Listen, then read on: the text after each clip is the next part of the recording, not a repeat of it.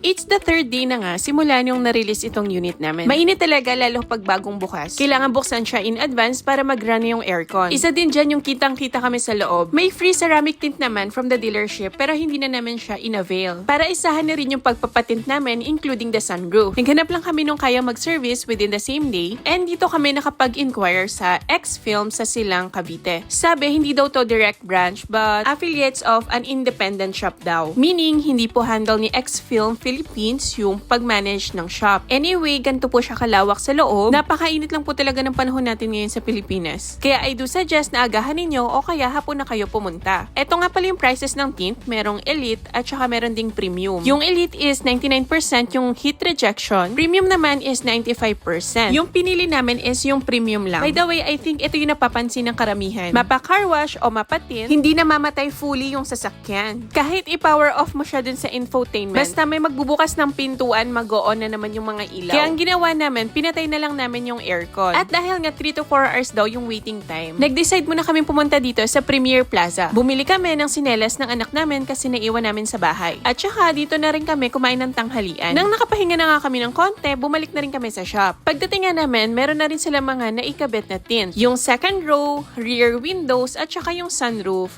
pinalight lang namin. While yung first row at saka yung front, pina-medium dark namin. So ayan, nilagyan naman nila ng mga covers para hindi matapunan ng tubig yung interior. After 4.5 hours of waiting, natapos na din yung pagkakabit ng tint. Naglagay din sila ng reminders dito sa mga window controls. Isa nga sa naging worry namin is maubusan kami ng battery. Pero so far, 8% lang ng battery yung nabawas. So hindi na rin ako mag-worry kung magpapa-car wash ako. Ayan, nilabas ko na rin yung sasakyan para makita natin yung harap at saka yung loob. Ganyan po siya sa labas, hindi naman yung super dark. Medyo maaaninag pa rin yung tao sa front seat. Napaka-pogi talaga nung EX5 EMI natin. Pasok naman tayo sa loob. Ito yung itsura niya. Again, this is medium dark.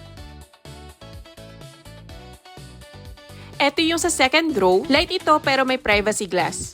Ito yung sa rear. Ito yung sunshade. Honestly, nung hapon, medyo yellowish yung paningin ko. Ito naman siya sa night. Malinaw siya guys, para siyang walang tint. So yun lang po ang aming vlog for today. Thank you so much. Bye-bye!